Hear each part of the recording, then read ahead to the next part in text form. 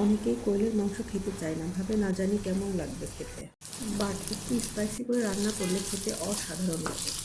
যারা কখনো কোয়েলের মাংস খাননি তাদের কাছে একটাই রিকোয়েস্ট, বাসায় এভাবে স্পাইসি করে কোয়েলের মাংস রান্না করে খেয়ে দেখবেন, আশা করি স্বাদ ভুলতে পারবেন না। আমি এখানে মিডিয়াম সাইজের 10 পিস কোয়েল পাখির মাংস নিয়েছি। মাংসগুলোকে আমি 4 টুকরো করে নিয়েছি। প্রথমে আমি গরম তেলে কাঁচামরিচ পেঁয়াজ ভালো করে ভেজে নেব। এরপরে আমি পর্যায়ক্রমে দারচিনি এলাচ লবঙ্গ অ্যাড করব। যে কোনো মাংস রান্নার ক্ষেত্রে দারচিনি লবঙ্গ এলাচ পেঁয়াজের সাথে ভেজে নিলে গরম মশলার ঘ্রাণটা খুব সুন্দর আসে। অনেকে এখন তেজপাতা খায় না, বাট আমি তেজপাতা অ্যাড করব। তেজপাতা দিলে মাংস ডাল খিচুড়ি এগুলোর ঘ্রাণ অনেক সুন্দর হয়।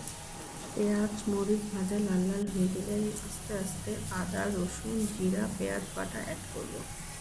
এখানে আমি আপনাদের সাথে আরেকটা টিপস শেয়ার করব। যে কোনো ধরনের মাংস রান্না করার ক্ষেত্রে পেঁয়াজটা যদি লাল লাল করে ভেজে নেওয়া হয় তাহলে মাংসের স্বাদ অনেক দিন বেড়ে যায়।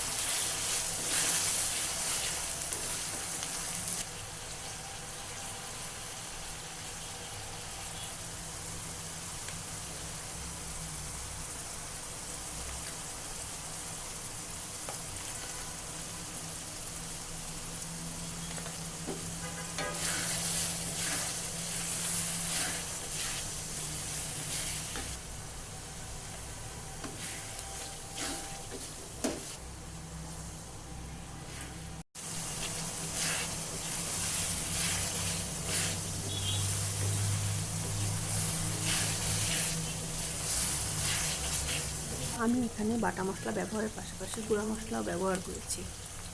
প্রথমে আমি হলুদের গুঁড়া অ্যাড করে দিব। পর্যায়ক্রমে আমি জিরার গুঁড়া ধনিয়ার গুঁড়া মরিচের গুঁড়া অ্যাড করে দিব। মরিচের গুঁড়ার পরিমাণটা এখানে আমি একটু বেশি দিয়েছি, কারণ স্পাইসি হলে খেতে অনেক টেস্টি লাগবে।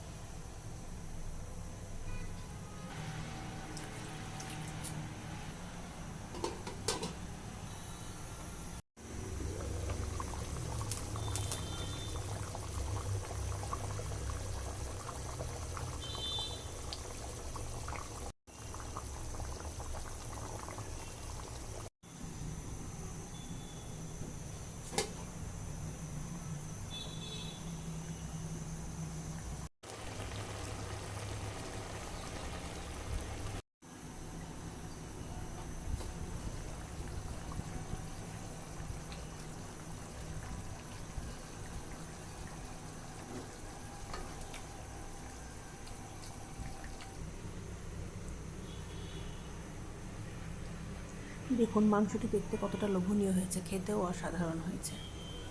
ভিডিওটি ভালো লাগলে আমার চ্যানেলটি সাবস্ক্রাইব করে দিবেন। ভালো থাকবেন সবাই, আল্লাহ হাফেজ।